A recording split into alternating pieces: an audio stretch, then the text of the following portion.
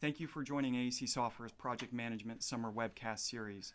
Today's webcast is on project scheduling and how to leverage your project schedule to improve project success. My name is Nicholas DeBenedetto, and I'll be your instructor for the day. I am a partner at LeapPoint LLC, and a little bit about my background before we actually get into the webcast today. I'm a certified project management professional and earned value professional, and I've managed advisory consulting teams for both commercial and federal clients, and have also developed or managed the development and deployment of worldwide government commercial software applications. As I mentioned, I work for LeapPoint LLC. Just a little bit information here on LeapPoint LLC. We offer three major service offerings: creative learning, being e-learnings and mobile application; connection solutions such as websites and marketing collateral; and management consulting and program management in all the different knowledge areas. You can see our website on the left, where you have the opportunity to connect with us via Facebook, Twitter, or LinkedIn. And by connecting with us, you could find us or find out more about the conferences that we'll be attending, information on project management. And we also like to hear back from our clients and individuals that have attended our trainings. So if you have the opportunity, please do connect with us. We have a little incentive that if you do like or follow us on any one of those social media sites by August 31st, that you'll have the opportunity to be entered into an online raffle for an iPod Nano. So please do connect with us, and look forward to connecting with you in the future. Today's agenda is 5 major pieces. We'll speak about project development, stakeholder and risk management, performance measurement, continuous improvement, and then questions and answers. Throughout the course of the training, you should see an application on your screen that will provide you the capability to ask questions. Please feel free to go ahead and ask questions at any time. And then once we're done with the training here today, we'll go ahead and answer as many of those questions as possible. So we have 3 primary learning objectives for today's webcast. The first is really to give you enough information to develop a sound schedule that you can use to facilitate project coordination and management. We then want to give you the appropriate information to incorporate risks into your schedule, along with baselining and measuring performance and communicating the status of your performance. This way you can identify variances and take corrective action to improve the likelihood of project success. And then throughout, we really want to get you in the mindset of thinking of opportunities to improve. So the variances that you come across and the risks that you identify, we really want you to think about those and think about them as really opportunities to improve your future projects. So with that said, let's move to project development. To make it easily consumable for today's course, we have broken project development into 5 major phases. You'll see each phase running horizontally across your screen. For each phase, we identified a specific output for that phase as well. So when you complete each phase, we expect to see the deliverable or artifact associated with that phase. And that'll really help you build upon your schedule as you go throughout the different phases. So let's go ahead and talk at a high level about each phase, and then we'll go ahead and speak to it more specifically throughout the rest of the course. So define. In the beginning, we really want you to define and organize the project in discrete work so that you can use it to communicate status throughout the life of your project. It is the building block that you'll use throughout the course of your schedule. Quite often, people really want to rush into a project once they get the green light to go ahead and do it. And what we want to say is take some time in the beginning to make sure you adequately define your project so that it'll save you days, weeks, or months in the long term. Once you've defined your project, the output that we're really looking for is a work breakdown structure, and we'll explain what that is in a few moments. So you've defined your project, you've got your work breakdown structure, and now we're going to ask you to decompose that structure a little bit further. And we're going to ask you to decompose it into unique activities and milestones to define the discrete work. Now this is really the continuation of the WBS, but now we're actually identifying those activities and milestones. Next, we know that resources do our projects or are used on our projects. That's both labor and materials. And we want to go ahead and give you sound principles for assigning resources and creating good cost estimates that account for your project costs. So at the end of the resource phase, we should see good, solid project cost estimates. Next, we'll sequence the work in a time-phased manner. Schedules are often Gantt charts that show the activities and work over time. And this is really where we're going to get into time phasing those activities and creating the dependency between our activities. Quite often, the work that you do for a project, there's lots of relationships. And we want to make sure that those relationships are adequately defined in your schedule and that they result in the appropriate dates to deliver your project successfully. That'll result in a time-phased project plan. Once we have those 4 stages complete, we can then move to the next phase, which is baselining your project. And this is really setting your project in stone for what you planned so that then you can effectively measure performance against it. And from measuring the performance against it, we can then identify variances and issues where we're off and then go ahead and take corrective action.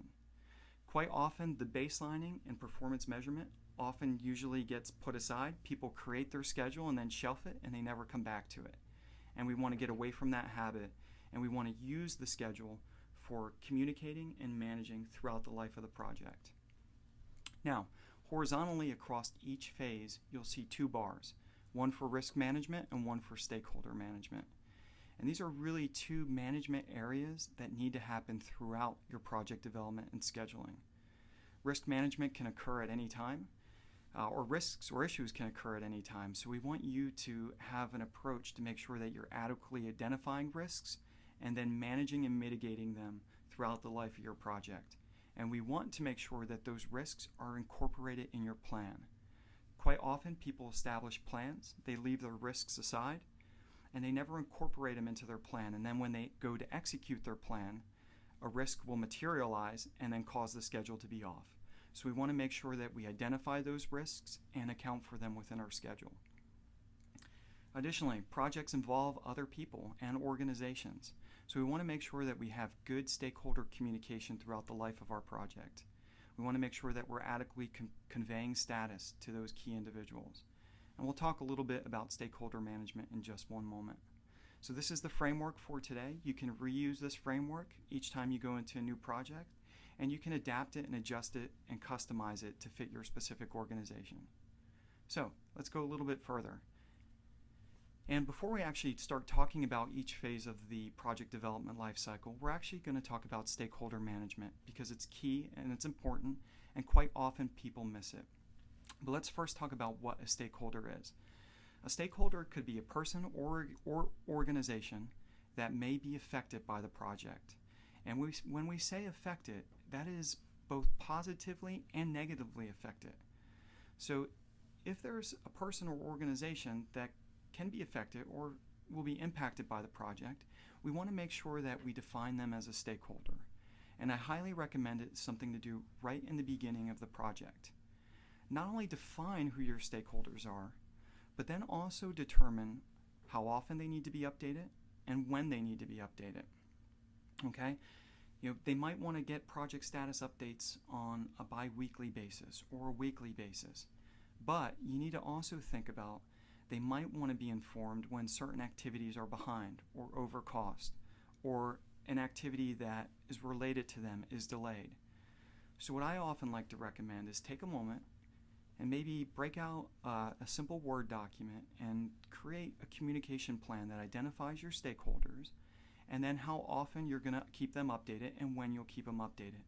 And work with those stakeholders to make sure that you've identified the appropriate timeframes on when they need to be updated. It will save you a lot of headaches throughout your project, and it'll make sure that you're effectively communicating with them.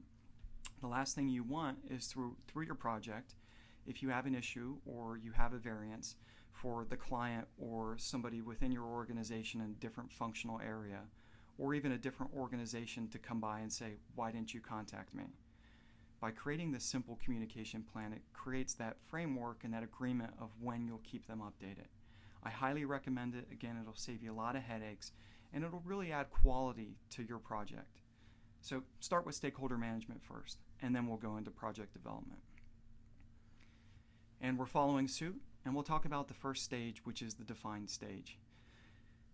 When you're going to start your project, you really want to take a moment to define that project holistically. And to do that, you want to break up the project and organize it into discrete work so that you could facilitate coordination. And the output for this stage is the work breakdown structure. Now, before we get to the work breakdown structure, I've seen numerous projects begin to start without requirements. If your project starts and you don't have defined requirements, you should first take a step back and work to collect and elicit the project requirements from those stakeholders that are involved. What are the specific needs that they have for this project, and what are they trying to achieve? So collect them and also document them, and correlate them to the project scope and work, so that you have a sound understanding about the project that you're going to do and the specific requirements that it needs to meet. Again, in projects, I've seen it happen so many different times where you'll be going down your project and somebody will ask for something specific that they want in your project. Maybe it's a new piece of functionality, or it's a specific adjustment to a construction site. You need to make sure that when you get those adjustments, you could go back to your project scope and work and see if it's a new request or it's an existing request. Because the last thing you want to do is take on additional work that wasn't within your defined scope. It'll cause you to go over budget. And if you're not defining it in advance, it really can create turmoil between you and the other business units or your client, because people have a different understanding of what that scope is. And this is the way to make those scope issues kind of go away and define them early on in the project. So we said one of the outputs would be the work breakdown structure, and that's what I'm going to speak to you about now. Simply speaking, the work breakdown structure is just taking the project and dividing it into more manageable units. So you have a graphic on screen. Suppose that you're going to make a single family home, which will be the example throughout the rest of this webcast. What we did in this example is we simply broke it down into more manageable units, such as foundation, flooring, and roofing. This way we can more effectively manage and control the project in its specific units. In addition to the WBS, we want to make sure that you're creating what's also called a WBS data dictionary, and I like to merge the two actually. So when you define the WBS, which ends up becoming a hierarchical structure, which you can see in the tables provided, you then want to define the specific scope throughout the WBS. So in the example we have today, 1.0 is level 1 of the WBS, that work breakdown structure, and that is our project, the single family home. We've then begun to decompose that project into child activities, which are foundation and framing. And you'll notice that the WBS begins to get sequential. Foundation becomes 1.1, framing becomes 1.2. Then to the right, you'll see that we actually go ahead and define the scope, not only for the project itself, but also for each specific unit within the WBS. Now the scope that you see is just example scope. And I would hope that your scope would be much more well defined. And in your scope, remember earlier we talked about requirements.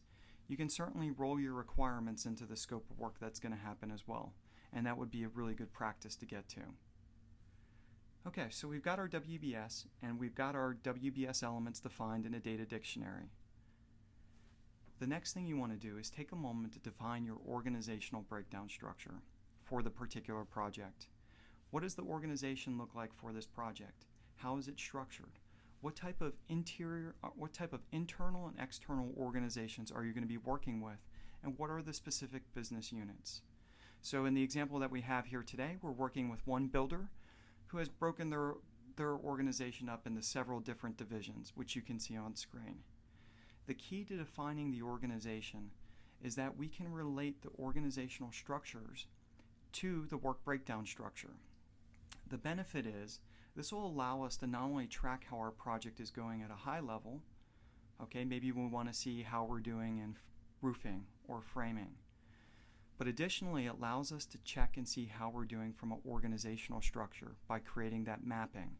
So for example, the concrete division or the concrete organization portion may actually be working on several different areas throughout your schedule.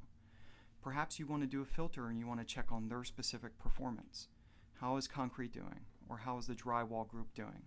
They may touch numerous different areas in your project or multiple projects if you're tracking it at a portfolio level. By creating this structure, it allows you to give or really manage, track, and control cost and performance, not only through the work breakdown structure, but also the organizational breakdown structure. For larger projects that have earned value management requirements, it is a requirement to create the OBS and make sure it's mapped appropriately to the WBS. Overall, it's just a really good best practice. One of the things I like to do is I also like to break it down further to the specific project members that will be under the organizational business units as well, and also put maybe their phone and email. So I have one location to get to all the information I need for communication purposes. Okay, well, scheduling tools nowadays are great. They allow you to create a lot of different columns to track not only information on your schedule, but your project as a whole.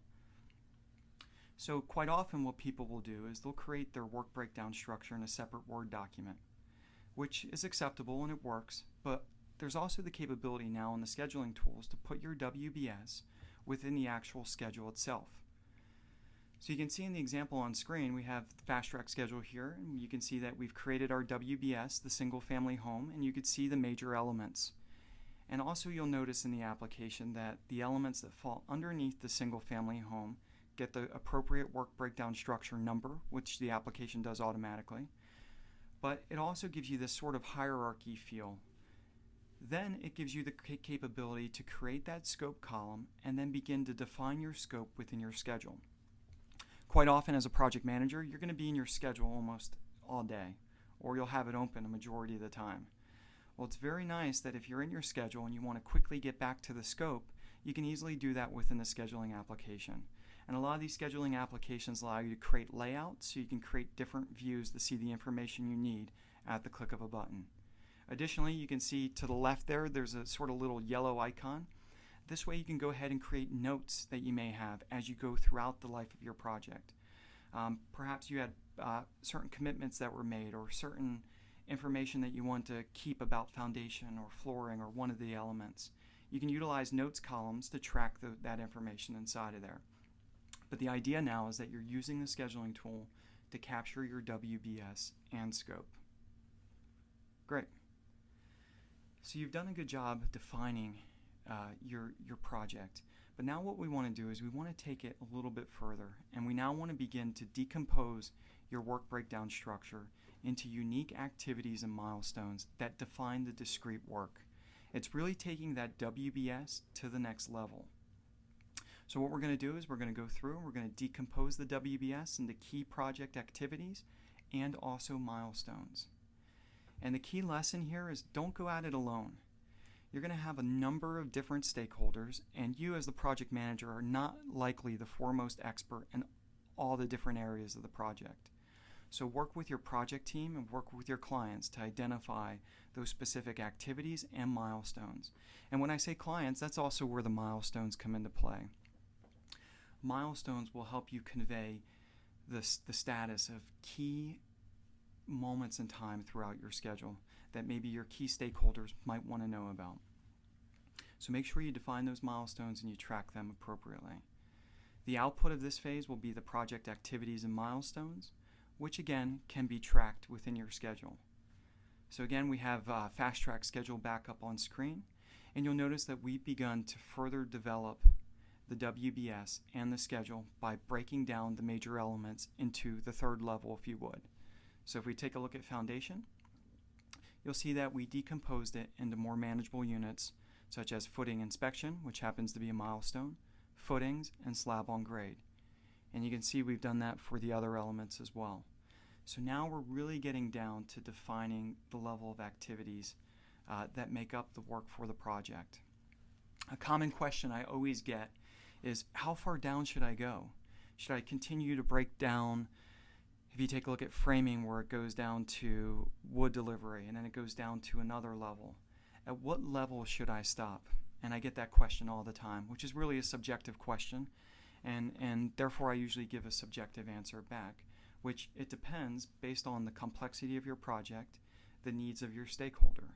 So really, you as the project manager need to decide the level that you need to go down to based on reporting requirements or the complexity of your project. And also take into account administration. If you go down to 10 levels, do you actually have the time to administer the schedule at that level? It's up for you to decide, because ultimately the performance of of your management will be based upon how well you can manage your projects to the level that you need to. So use the tool, create that hierarchy, and then you also notice that the scope column is also still available. So in this example, we would recommend for you then to go down to the lower levels and adequately define the scope for the activities and milestones that you will be performing. Additionally, you'll see that we weave the OBS in, we bring in an OBS column, and then we assign the OBS to specific WBS elements. So for example, the concrete is working on foundation. Okay, and you can see further down the line. This way you get the integration of your OBS and WBS. And now you've really developed your schedule to a level that you can successfully manage. That'll move us on to the next phase, which is applying the resources. The bottom line is the resources will get the work done. And therefore, you want to make sure that you're assigning the appropriate resources, that's labor and materials, in order to achieve the work. But additionally, you don't want to stop there. Not only do you want to assign the resources, but you also want to get sound cost estimates for your specific activities. If it's labor, will there be hourly rates associated? If it's materials, what are the costs of those materials? You want to account for all your project costs while you're resourcing. Additionally, you may have overhead costs as well, such as G&A or fringe, those costs that apply really across the organization. Perhaps there's the opportunity to apply overhead costs as well. You want to take all costs into account when developing your project cost estimates. So what we're going to do in this stage or phase, we're going to identify the project resources who will be completing the work, but then we're going to work with them to develop the duration of the activities and the associated cost estimates. And this is important, based on the defined project scope and requirements. And this is why we're defining the scope and requirements. If they weren't defined, how do we know that our resources could develop appropriate cost estimates? Perhaps they may come to the table with a lot of experience and they may make assumptions. We want to avoid those assumptions and we want to give them the scope and requirement information to make good, sound cost estimates. And again, as a project manager, I don't recommend you go at this alone. You want to work with those resources to sit with them to develop those cost estimates. Otherwise, you'll be a quarter way or halfway through your project and realize you don't have the right budget or enough budget to actually complete the work. So work with your resources to develop those estimates and then define how you came up with those estimates. What is the rationale behind those estimates? Define that so later when you run over, if it happens, and hopefully you don't run over, you can actually see what rationale you had and see if it held true or it was the reason why you had a variance. And this is the whole continuous improvement. You want to capture that information so that you could use it for benchmarking in the future to build better project plans, better schedules, and improve project success. Scheduling tools allow you to go ahead and do resourcing associated with the activities, and you can see that here on screen. So you really want to leverage the scheduling tool to enter in your resources, enter in the associated rates and costs, and then assign them to the specific activities. And once you have the rates and the costs and you assign the effort and the duration and the work, the tools will automatically build out your activities, which you can see in the Gantt chart on screen, and it'll begin to give you a resource cost and a total cost for your project. Additionally, a lot of these tools are really neat. You can see FastTrack Schedule here. Has something really unique that I like, is it'll actually show you time phased your cost over time. So in the example below, what is our resource cost per week or per month? This tool will allow you to go ahead and do that, and that can provide very valuable, especially for managing things like cash flow. Okay, so go ahead and use the tool and enter in your resources to get those appropriate estimates and then get the schedules built out with the activities and durations. While you're working with your resources and you fully define those cost estimates, which by the way, you could create another column in your schedule for cost estimates to type in the rationale that you had, we also want you to think about objectively determining how you're going to measure performance throughout your project. The reason why you want to do this is we want you to be able to go to your resources and get accurate estimates of percent complete. Quite often, and I've actually seen this just recently, where was on a software development project, and a project manager came around and met with resources and said, okay, where are you on this activity? And they just asked them the question. Very subjective question, and it got a very subjective answer back by one of the 5 resources that were working on that specific activity. The answer, the percent complete the project manager took, was based off a subjective answer from that one resource. They said, well, in my opinion, we're about 25% complete. Well, what if you pulled all of the other resources? Would you have gotten a different percent complete? Probably.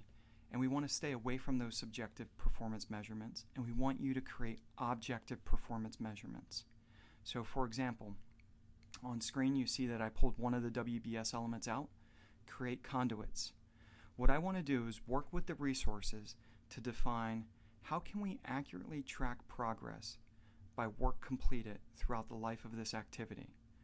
So meeting with these resources, we defined, okay, when we identify the placement of where the conduit should go, we'll get 10%. When we drill and create the conduit areas and we complete that, we'll get another 50%. And then once we install the conduits into area 1, we'll get 20, and same with area 2, 20%. Here's how we're going to objectively measure performance throughout the life of this activity. So now when I go down to the field and I look to those resources, I'm not going to ask them the question, where are you? And get a subjective answer. I'm going to ask them, did we locate the conduit placements yet? Yes or no? Did we create the conduit area? Okay, and did we complete the conduits for both areas? And additionally, while I'm doing this, I want to define good success criteria. It's always important that the resources that we're working with know what success looks like to the project manager and our stakeholders. So why not take the time up front to define what success is for each activity? This way we can increase the likelihood of getting to that. Okay? So establish good objective performance measurements. That'll help you when you're tracking progress. It'll help you improve, and you'll see how it'll help you once we get to performance measurements. Now, before we go any further, why we have our resources here, we want to work with both our resources and our stakeholders to define project risks. Some project risks will be known early on, and some will be unknown, which will happen throughout the life of your project. But the idea is, as soon as you know about a risk, you want to take the time to adequately define that risk. What is the if statement? So, if inclement weather occurs, then what will be the impact? And you can see on the graphic to the right, you can take the consequence and the likelihood and you can measure it. Is it a high consequence? Is it a high likelihood? And if the answer is both, you'll see that it falls into the red area of the risk. So you really want to get in there and you want to measure your risk, likelihood, and impact or consequence. And you also want to develop a strategy to mitigate and reduce its impact as much as possible. Additionally, throughout the course of your project, once you define your risk, you're not done. You constantly want to go back and check progress on it. Is the impact or likelihood getting worse? Do you have a better mitigation strategy? Identify your project risks, keep a project risk register, and constantly manage and report risks to your stakeholder and team. And also elicit risks from them as well. There's lots of ways to manage risk. There's lots of little tools out there. You could simply do it in an Excel sheet if you wanted to. But the idea is make sure you're doing it in some form or fashion. But not only make sure you're doing it, but then incorporate those risks into your schedule. Make sure that you go back and you look at your durations that you're planning and you adequately adjust for risk. Once you've done that, you can then go to sequencing your project. And sequencing is your project activities are going to happen over a time frame. We know that. And they're going to have logical relationships related to each other. So we want to make sure that we sequence them and we relate them appropriately. And this is the time phasing of our activities and milestones. In this area, we want to make sure we're calling out the specific dependencies. And we also want to make sure that once the dependencies are established, we're taking another look back at the risks and seeing if the risks have any impact based on sequencing. A great example will be perhaps our sequencing is requiring us to dig in December in Minnesota for a construction project. Well, maybe we initially thought it was going to be in July and August, but now we sequenced and now it's going to be December. Probably not a good idea to start digging in Minnesota in December, right? So make sure we go back and we compare what our sequencing looks against our risks. And also, don't go at this alone. Work with your stakeholders and work with your resources. You as a project manager may not know that a particular business unit is dependent upon an activity from another area. So work with them to define those dependencies, those risks, and then when you sequence, make sure you go back to them to see that the sequencing still works for all the parties involved. Again, scheduling comes into place. You can see a project scheduling here where we've created the dependencies between all of the different activities, and those are really the lines that are going between the activities. And with the dependencies, you can create leads and lags, so perhaps you need additional time in between certain relationships, or you might be able to start things on a concurrent sort of basis. You can do that with your links, and you could create leads and lags. And this is the creation of dependencies. And there's a lot of different ways to go about creating dependencies, so make sure you research all the different methods and all the different types when you establish your dependencies. Now, something that's quite often overlooked as well, when you create your dependencies and you have your resources assigned, there is the possibility that your resources may be overallocated. So you want to take a moment, go back through your resource sheet, which scheduling applications automatically do for you if you assign your resources to your activities, and take a look at where your resources are overallocated, or even underallocated for that matter. So if we take a look at Ben here, who's the second resource on screen, we could see that on Thursday and Friday of August, it looks like this individual is going to be working 200% effort, which is 16 hours. That might not be a good idea. We might want to check with Ben, and we might also want to mitigate it by applying a different resource, because overallocation quite often results in quality issues. So let's make sure we go through our resources, make sure they're not overallocated, and we adjust our schedule appropriately. Great. Now that we have the time phase schedule, come back to this again. I know I mentioned it earlier, but this is stakeholder management. Make sure you're reviewing, updating, and confirming your schedule with the project team and all key stakeholders. There's numerous benefits with doing this, not only improving project success, but also really gaining credibility with everybody that you're working with. If you're a client-based organization and you're serving your clients will more likely come back to you if you're having open communication with them and giving them a schedule and conveying that. You'll be a more trusted vendor to them. Additionally, the staff that you have within your organization, if you have numerous project managers, it's very likely that if you're doing a good job and working with them and going through these phases, that the good resources are going to want to work on your team. And that's a great thing, because you want to get top talent and retain top talent, and they'll help you drive better success throughout your project. So there's all sorts of ancillary benefits with doing all of these stages and doing this type of communication and effort. Okay, we come to the last phase of the project development, and that's the baseline. Once you have your schedule set and your plan set, we want you to take a moment to go ahead and baseline your schedule. And what that really means is it's almost taking a snapshot of your plan and locking it down in stone. And the reason we're going to do that is it allows us then to go ahead and execute our project and measure performance against what we planned. And where there's variances, schedule and cost, we can identify them and then develop corrective actions to mitigate and resolve them. So the key is establish your baseline and then measure performance against it and take corrective action. Additionally, the benefit is by establishing our baseline and understanding where we went off in our project, when we go to create our next project, we could come back and look at prior projects and use the lesson learned and the variances from those prior projects and incorporate them into our future projects. This will improve the scheduling moving forward, and we'll get better at scheduling, better at estimating, and ultimately better at delivering on cost and on schedule. And that's the continuous improvement piece. And we're now going to break down baselining and performance measurement a little bit more to show you how we're going to take those objective performance measurements that we had earlier, and we're going to incorporate them into execution of our project. So moving along. Oh, before we get there, you'll see here we have something on screen where you can actually go ahead and in the scheduling tools available to you, and you can baseline your project. And if you take a look at the green columns within the graphic in front of you, you'll see that we created a baseline on August 22nd, and it set those baseline dates in stone. So then we could go ahead and we can revise those dates, but the baselines will remain according to the date that we baselined. And if you actually look in the Gantt chart, you'll see a green line running down the Gantt chart, vertically that is, and that is your first baseline. So we can measure performance as we continue to execute throughout.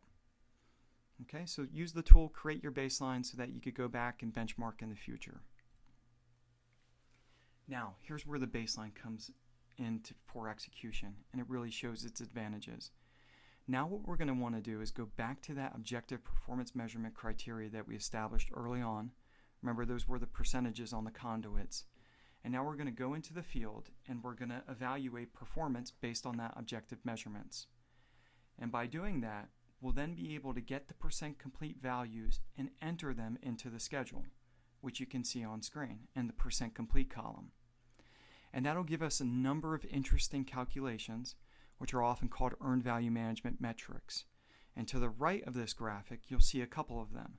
You'll see planned value and earned value. Okay, so if we take a look, and it's a little bit hard to see here, but if you go to the right, you'll see, according to this moment in time for specific activities, I see one of them there, we had a planned value of $3,500. So based on our estimates, we had planned to expend that much based on the work defined. However, when we went around and we captured performance, we can see that we only completed $1,700 worth of the effort. Okay, this is telling us that currently we're behind schedule. And there's another column that you can usually show. I know FastTrack schedule has it. It's actually two of them. They're not showing in this example, but you could show them in the application. That's schedule variance and schedule performance index. Those are two indices that you could use, or two calculations that you could use to quickly find where you're off track from where you should be based upon your plan. And you want to go ahead and leverage that. So what you're getting into the method of doing here is building the base to compare performance based on the work complete objectively, not subjectively. And that gives you an earned value management value or metric that you can then use to compare against actual costs. And that's what we'll do next. So it's great. You're managing your schedule performance. You went back to your team, you captured the percent complete, and you put it into your schedule, and then you got an earned value from that. So you can see how you're tracking against what you planned. Well, now what you want to do is you want to go and say, at some period in time, let me take the actuals out of my financial books or my timesheets or my material management system, and let me organize all of them and let me assign them to my activities so I can see what the actual costs are per each activity. Scheduling tools allow you to do that. You can go in and you could put in your actual cost column, which is showing on screen. It's to the left of the Gantt chart. You can type in your actual costs, and the tool will automatically calculate, based on your earned value, what your cost performance index is. That is, how well are you doing based upon what you earned. We're not comparing actual costs to what was budgeted, because that's not necessarily helpful. Right? We want to compare actual costs against the work we've earned to date. That way we'll know how we're mapping and are we trending in the right direction.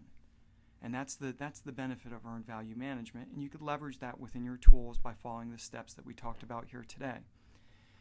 Commonly, for a schedule performance index and a cost performance index, 1.0 is where you want to be. 1.0 means that you're on schedule, an SPI of 1 is on schedule, and a CPI of 1 is on cost.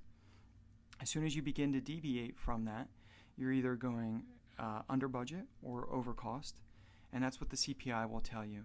Anything greater than 1 is a good sign. It means you're trending in the right direction. You're getting more work than what you planned and coming in on the cost. Less is usually bad. The way I usually like to think of it is 1.0 is related to $1. So if your CPI is 1.0, for each dollar you planned, you're getting $1 back for the work that you performed and the cost associated with it.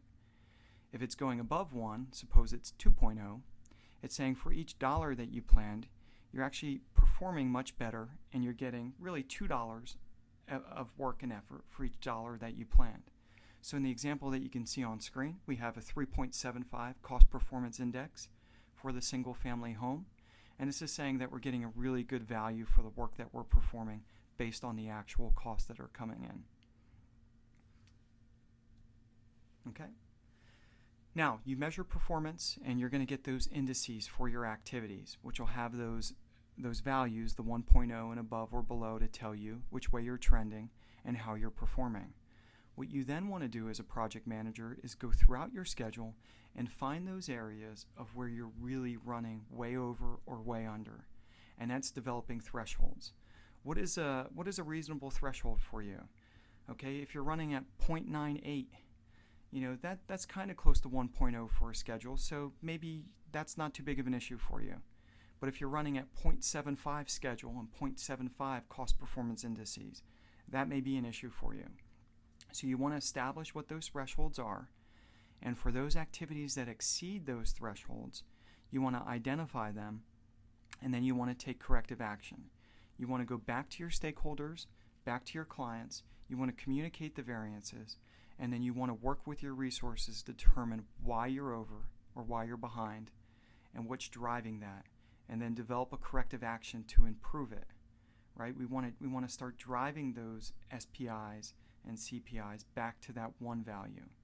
So identify your variances and then work to take corrective action. And the good thing is, by taking this approach, which is an earned value management approach, it gives you insight into issues early on so that you can take corrective actions. It shows you the trends and how you're performing and where issues are. And that's why earned value management is really used on very large projects, quite often because they want to understand in the beginning if they're running off, not finding out at the very end once they've invested millions or billions of dollars. So leverage the tool to do that and leverage these stages to get you there. And by capturing those variances and understanding the issues, it'll really allow you to get to the continuous improvement. You can document them as lessons learned throughout the course of the project, and then when you begin to build your new project, you could go back to revisit them and incorporate them into future plans so that you could have better cost and schedule performance. With that said, we're going to go ahead and put you on mute for just a moment, and we're going to go through the questions that you have been already providing. And please take a moment now to go ahead and ask additional questions. And we'll leave you here with the LeapPoint screen up if you want to connect to our site and get back to connect with us on social media. So please take a moment, and we'll be back with you in a minute or two to answer some of the questions that you have. For those of you that are dropping off, I thank you for joining today, and we will send a follow-on email with the presentation and some additional information. Thanks again, and look forward to answering your questions.